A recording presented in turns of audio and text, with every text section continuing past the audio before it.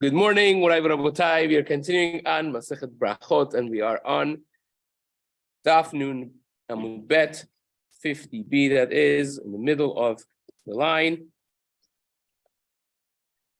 By Tanu Rabbanan, the line starts with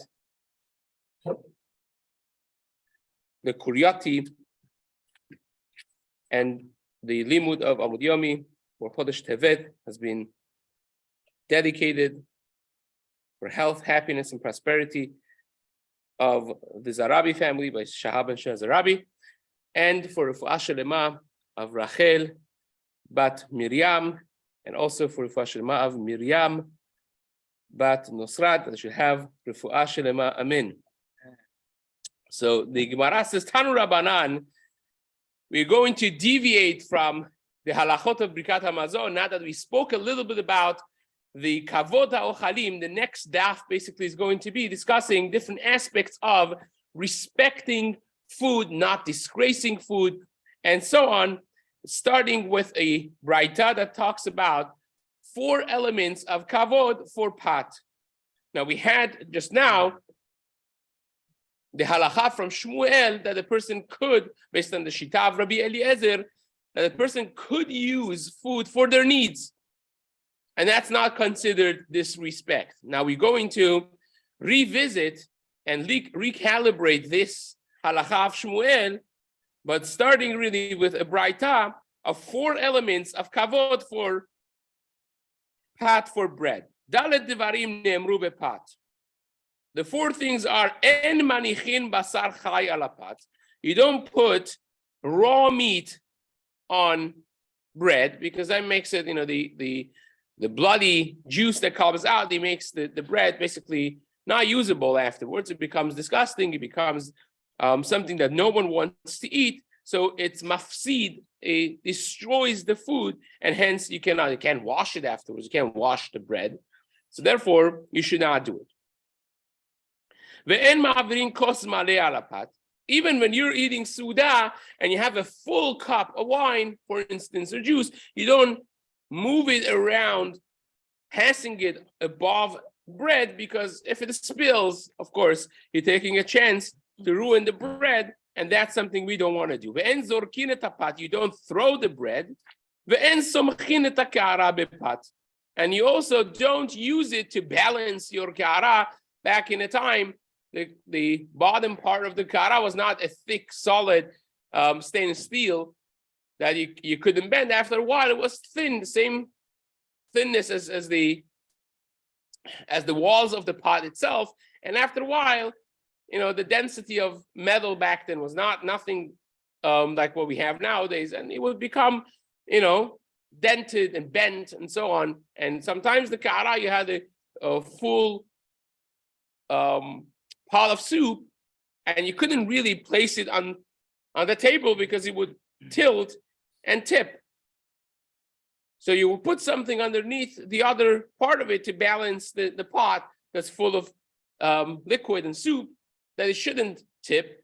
And says the Braita, you shouldn't use bread for that, because again, you're taking a chance that if it does tip, the whole thing is going to go on top of the bread, and also it's disrespectful. So says the Gemara, the 3 of them, karchu rifta ba'adeh hadadi, they broke bread together, they sat over a suda. Aiti the kamayhu, tamri verimoni, they brought in front of them tamarim verimonim, pomegranates and dates. Shakal morzutra patak lekameh, the Rav Ashi distana. Morzutra, who's older, took some nice portion of the tamarim and threw it in front of Rav Ashi. Rashi over here says it's a manesh basar, which doesn't mean manesh basar was actual meat. It means something important, something the respectable portion. And he threw it in front of Rav Ashi. So Rav Ashi sees this, he says, wait a second.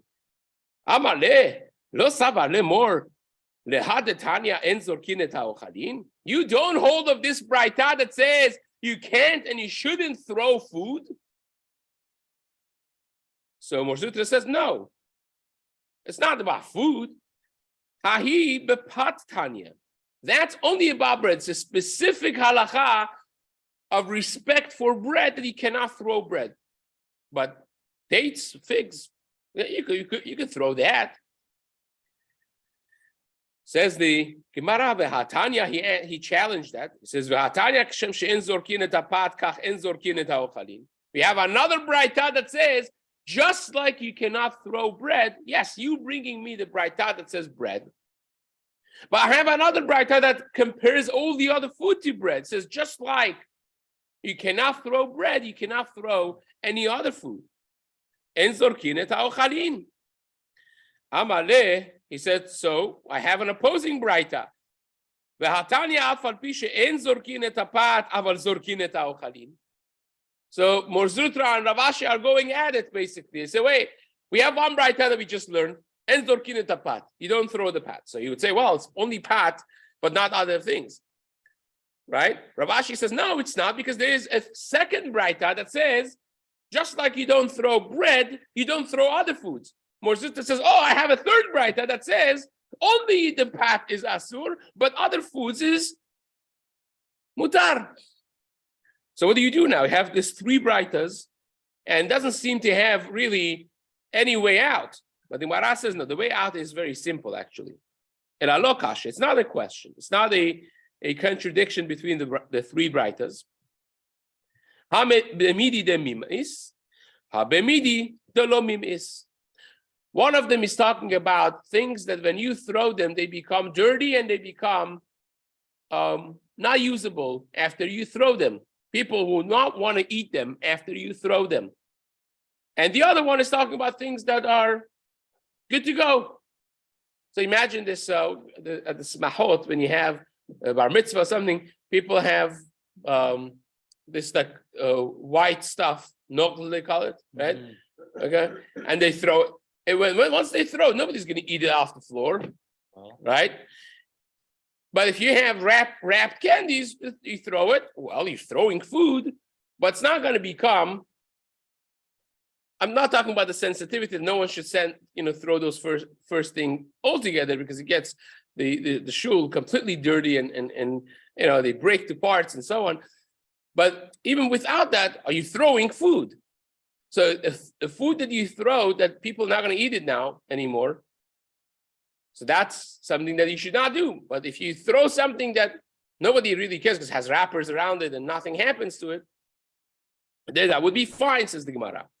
Tanu Rabbanan, in that spirit, we have a braita that talks about what they used to do in front of Chatan v'Kala. This is a Gemara talks about this in Masechet Tuvot by the Sugya of Yotze B'Hinuma, but this is really a Tosefta in Masechet Shabbat. Mamshichin yain besinorot lifnei Chatan v'lifnei Kala v'zorkin lifneim klayot v'egozim bimot hachama, aval lo bimot hageshamim. The minhag was to increase Simchat Chatan v'Kala. They would have pipes of wine, coming in front of them, and that was a siman bracha. Most Rishonim, aside from the Rabbah that I know, they understand this sugya to mean that they would actually catch the wine at the end. It's not that after it came through the pipes, it would pour on the ground. But the Rabbah says, no, it was pouring on the ground, and that's siman bracha, so it's kedai. Like the Gemara that says, kol yayin, kol bayit shelo nishpach bo yayin kamayim en bo siman bracha. Whenever your kids knock a full cup of expensive $100 bottle wine on a white, newly laundered tablecloth, ready in the very beginning of Seudah before Kiddush, I say, Mazal Tov, kol bayit shelo nishpach bo yayin kamayim en bo siman bracha. It's a siman bracha. And maybe they did it in front of Chatan v'Kala because they're starting a relationship, one could say. And just like wine, the older it becomes, the better it becomes. That's a siman for a good marriage. The older it becomes, the more of a relationship that's solid is there. And that's the bracha that they're giving to the Chatan and Kala. So be that as it may, most Rishonim understand that this is something that they would catch at the end. It was not Bal Tashchit, it was not a Bizui Ochalim. Be that as it may, The Tosefta says, the Braita says, and they would throw in front of them klayot ve'egozim, roasted grain and nuts in front of them, only bimota hama, only in the summertime, says the Braita, avalo bimota kshamim, but not in the wintertime. Why? Because if you come out and it's rain and it's muddy and you throw this roasted grain in, and the nuts, they all become disgusting. You can't eat them afterwards. They become unedible, and therefore it would be mafsida ochalim. It would be disrespectful for the food, and hence he cannot do it. So just like we just mentioned, the remedies, the three brighters of throwing bread versus food is whatever becomes not usable by the means of throwing them, you cannot throw, and things that it doesn't affect them, you could throw. Here is the same thing. In the Yemot HaGeshamim, you cannot throw food because they get into the mud and it's not respectful. But Yemot HaHama, in the summertime, when everything is dry and clean, you could throw them, and that's fine. Says the Gemara. But if you have nice, beautiful, fresh rolls of bread or things of mezonot that if you throw them, even bimot geshamim, the dust gets stuck to them and there's no way to wash them or clean them and eat them, then you cannot do that even bimot hachama. Even in the summertime, you cannot do it. So you see basically that there are three braitas, and the three braitas are basically saying the same thing. You cannot throw food when the food becomes not edible, when the quality of the food goes down. That is something that you should not be doing. Amar Rav Yehuda, 2 dots, 6 lines up. Shachach ve'ichnis ochalin letoch piv belo bracha. What if we're going to learn this sugya according to Rashi's simple pshat. There's much more to be said on this sugya, but we just going to read it and understand it and explain it based on a surface level and the Girsa of Rashi. So what if you started eating and then you realize you haven't said bracha yet? What do you do then? Right? So Amar Rav Yehuda, shachach v'yichnis ochalin letoch piv. You put them in your mouth, blo bracha, without bracha. Mesalekan l'sad acher u'marech. You know what you should do? Push them to one side in your mouth, the side of your cheek, and say bracha, and then you could eat it. That's what Rav Yehuda said. Tanya Chada, another Braita says, Bol'an, you swallow them without bracha. Where Tanya Idach, and then yet there is the third source that says, Poltan. So there are three things. Tanya Chada Bol'an, one Braita says, you swallow them. But Tanya Idach, a second Braita says, Poltan, you spit them out, and then you say bracha afterwards. But Tanya Idach, and the third one says Misalekan, just like Rabbi Yehuda said, you push them to the side and you say your bracha and then you eat them. So which one is it? You have to push them to the side, you have to spit it out, you have to swallow it.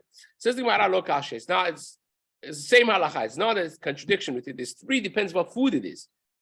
How the Tanya Bol'an, this that it says you swallow it, but mashkin is talking about drinks.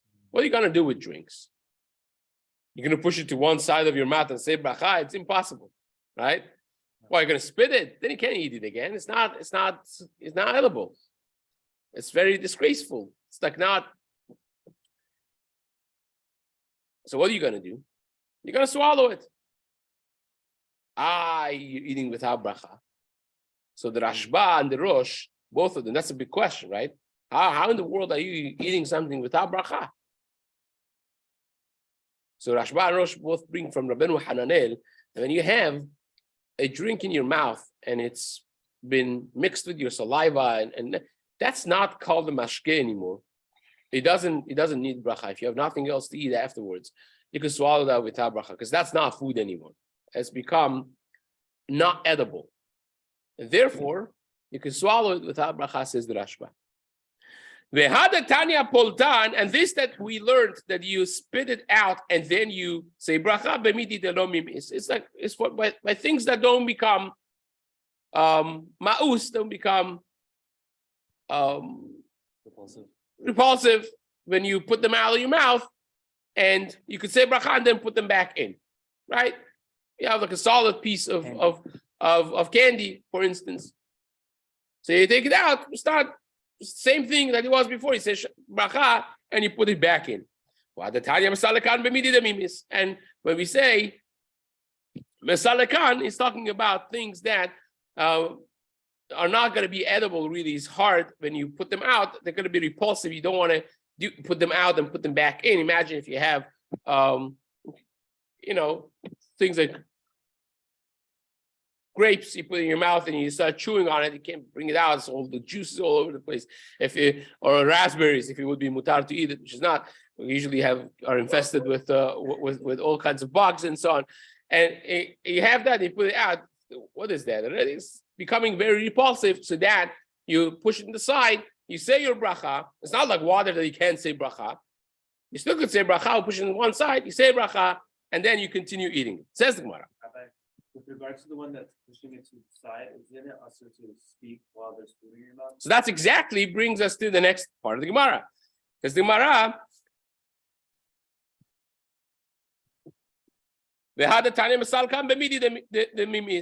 things that become ma'us, you push it to the side and you say bracha. Says the Gemara, why can't you just push also the candy to the side, things that don't become repulsive? Why do you have to take it out and say the bracha? Just push it to the side and say bracha. You put the candy in your mouth, push it to the side and say bracha. Why do you have to take it out and say bracha? Says the Gemara, Tirgama Rav Yitzchak, Kaskesa, Kameh Rav Yossi. He explained this braita in the name of Rabbi Yochanan, Mishemed Rabbi Yochanan, Mishum Shenemar, Yimale Pi Teilatecha. Because the pasuk says, Yimale Pi Teilatecha, my mouth is filled with your tehillah. That means when you're saying a bracha, you learn from the pasuk that your mouth should be full only with bracha. That means you shouldn't have anything in your mouth. It's disrespectful to the bracha that you're zooming your mouth and you're trying to say bracha. That's not respect for the bracha. It's not the proper way of praising Hashem. So if you don't have to do it, don't do it.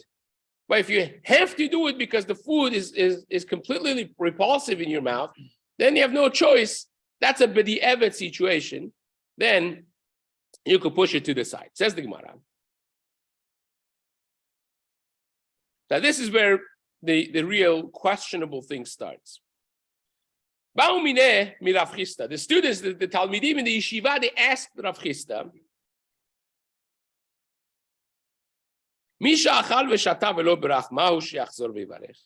someone that ate already and didn't say bracha, can he say bracha now?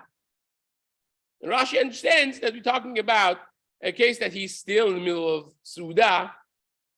So, but he ate already, fully swallowed food without bracha. So, what does he do now? Now, Pnei Yeshua has major problems with this understanding of the Gemara because he feels that that's not a question even. Like, what's the question? If you're eating more, you're going to eat without bracha. So he understands the sugya completely different. But again, we're going to stick to the understanding of this basic understanding of the Gemara based on Rashi. So Rav Chisda answers, he says, wait a second, Misha achal v'lo berachmau she'achzor v'yivarech. Amar leu Rav Chisda says, Misha achal shum v'recho nodef, yachzor v'yachal shum acher kedei she'er recho nodef. If somebody ate a garlic and he smells bad because of that, right, has bad breath, is he going to say, well, once I'm at it, I'm going to have another pound of garlic that should even be worse? Just because he made a mistake once, now you're going to make a bigger mistake to eat without bracha further? What kind of svara is that? Basically, he told him, yes, of course you have to say bracha, right? Says the Gemara, Amar Ravina. Ravina said, Hilkach, therefore, afilu kamar seudato yachzor ve'varech. If that's the svara, and this is another twist over here, says even if you finished your Suda already, and then you remember, oh gee, I didn't say bracha, says Ravina, you should say bracha there, at the end of your Suda. Says Ravina, the Tanya, I bring a raya for this from a Braita. The Braita says, Taval ve'ala omer ba'aliyato baruch asher kideshanu b'mitzvotav v'tzivanu ala tvila. The Braita says, in Masechet Pesachim, that when you go down to Tvila and you come back up, after you come back up, you say bracha, av asher kideshanu b'mitzvotav v'tzivanu ala Tvila. What is this talking about? So Rashi understands that this is by the Tvilah of Baal Keri.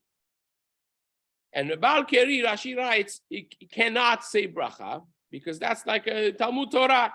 The Rov Tvilot, Rashi, I'm reading Rashi, the Rov Tvilot mishum kerihem, u'ba'ale kriin asurim bebrachot, shehem divrei Torah. A Baal Keri is asur to say bracha because it's divrei Torah kedamrin an beperek mishemeto. This is the Gemara we had earlier on Daf Chaf. And therefore is dachui meikara. Tosafot learned this Gemara a little bit differently. They bring Rashi, but the Tosafot write that this is talking about yesh lomar de mayri betevilat gerim. It's talking about the tevilah of a ger.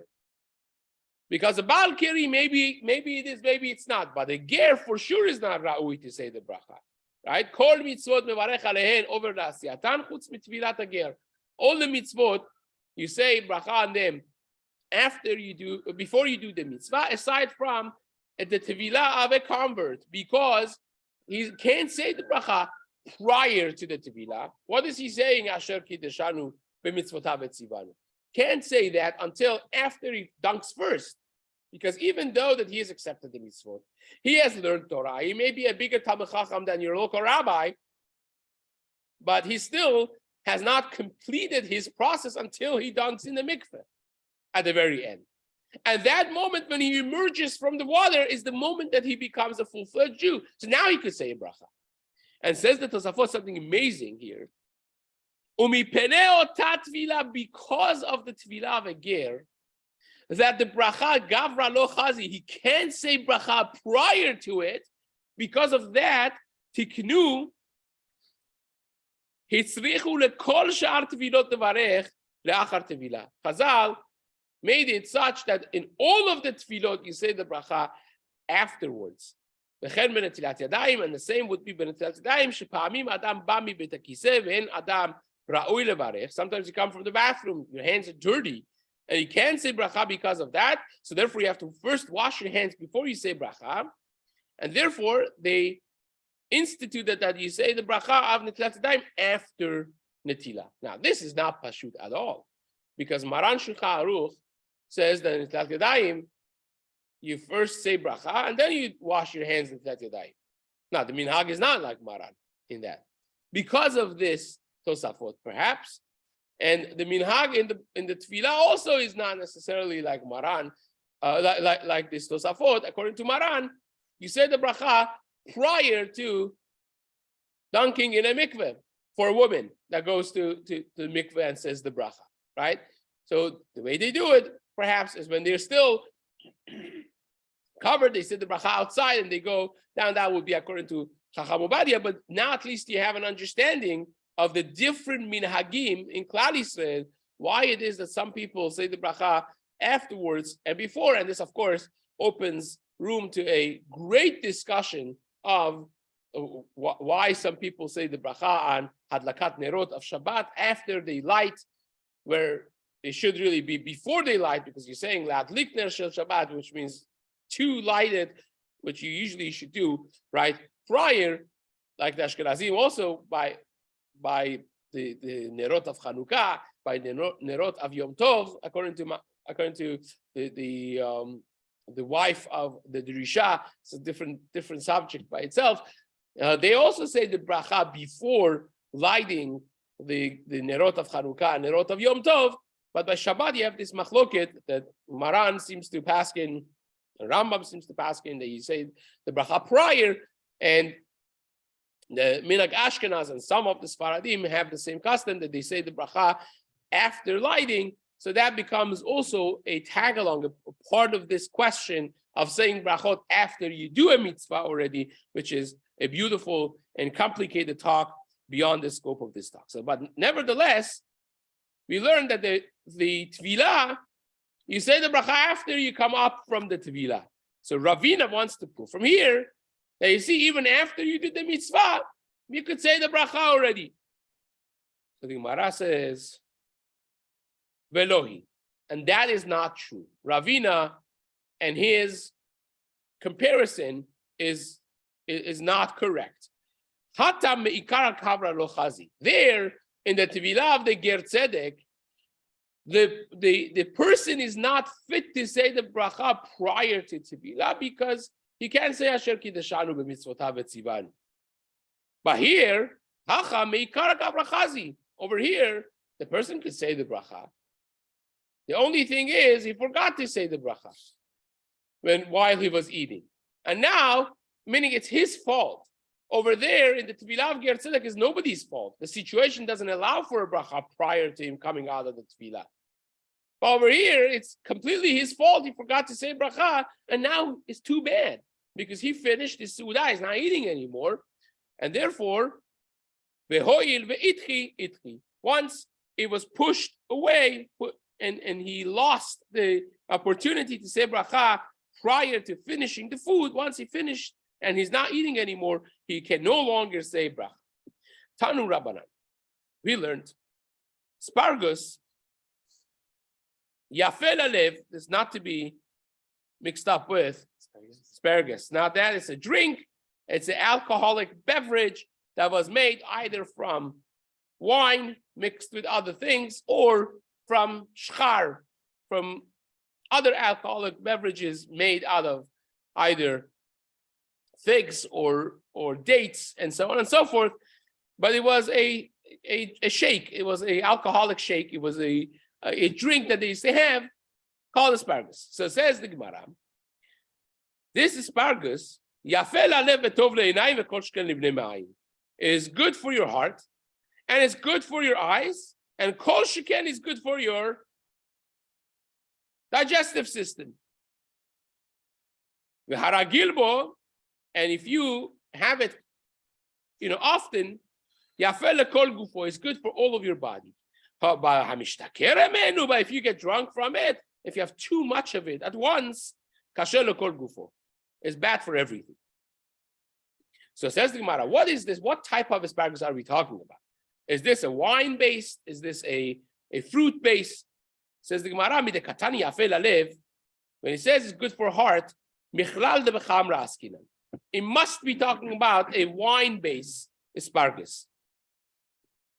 The katani, and yet it says v'chol shken livnei ma'ayim, that it is good for your digestive system. That doesn't make sense because we learned elsewhere in a Braita that the wine asparagus is bad for your stomach, for the digestive system. V'hatanya, we learned in the Braita, le'la'at yafel ramat kasher. This is Rashi Tevot. La'at stands for lev, enayim, and tichol, heart, eyes, and spleen. So for those three, it is good. L'ramat is kasher. Ramat also is Rashi Tevot. Rosh, me'ayim, and tachtoniot. For your head, for your digestive system, and for having problems with piyat tabat, the large intestines. So for those, it's bad. So now we have a problem. Because now you told me, without telling me which type of asparagus it is, you told me it's good for the heart and for digestive system. And we learned from the fact that it says for your heart is good, it must be wine-based. But then we have a different braita clearly saying that wine-based asparagus is not good for your digestive system. So what type of asparagus is this? I want to know what to drink, right? Says the Gemara. Kitanya ahi b'meyushan. That braita that says it's good for your heart and kol sheken for sure, it's good for your stomach, for your digestive system, is talking about old wine. In other words, old wine not only is good for your heart and for your eyes, but it's also good for your digestive system. But fresh wine is not good for your digestive system, says the Gemara. And he supports it with a Mishnah, Keditnan. We learned, if a person says, as a Mishnah in Nedarim, Samach Vav, the Daf Yomi recently had this, if someone says, I am never going to drink wine because wine is bad for your bnei ma'ayim. I just learned that wine is bad for your digestive system. I'm making a neder that I'm never drinking wine again. If someone says that, people say, wait a second, don't get too excited. Old wine is good actually for your digestive system. So no worries about that. And he said nothing. Or he said, oh, I didn't know that. Or he just kept quiet. Says the Mishnah, Asur b'chadash umutar b'meyushan. He's prohibited from drinking fresh wine because he made the neder. But his neder did not include yain yashan, because indeed, yain yashan, as the people told him, is good for your bnei ma'ayim. It's not bad for the digestive system. It's good for your digestive system. Therefore, you see that there's a difference between asparagus if it's made with old quality wine versus asparagus that has been made with fresh wine that's not that same quality. And therefore, the braita that we started with, the Tanu Rabbanan, that the asparagus is good for your heart, and it's good for your eyes, and it's good for your digestive system, is talking about a yayin, yashan, an old aged wine, which is good for all those three. Says the Gemara, Tanu Rabbanan, Shisha Dvarim Nemru B'Asparagus. 6 things we learned about asparagus. En shotino toelak shu chai. You only drink it when it's made from undiluted wine. Umale, and it has to be a full cup. You accept it with your right hand, you drink it with your left hand. You don't talk after it until you eat. You don't stop, you drink all the cup at once. Even though that we learn in halachot of derech eretz that you should not be drinking a whole cup at once. It's not derech eretz, but by asparagus, you drink the whole thing up at once. And you return it after you're done, you return it to the person that gave it to you, and you spit afterwards. In other words, after you're done eating it, the water, the saliva water that gathers in your mouth, you don't swallow it, you spit it. And what do you eat after? We said you have to eat something after it. You eat after it, its type. That means whatever it's made out of, right? So, Vahatanya, didn't we learn, the Gemara says, En somchino toela bepat. You have to eat only, specifically, the only thing you should eat afterwards, it's bread. Says the Gemara, no problem, no kasha. Ha b'de chamra, ha b'de shichra. It's the difference between asparagus that's been made from wine versus asparagus that is made out of figs or dates. Tani chada, as we learned before, one braita says that asparagus is good for your heart, for your eyes, for your spleen, and it's bad for your head, for your stomach digestive system, and for your large intestine problems. But Tanya Idach, and we have a braita that says exactly the opposite.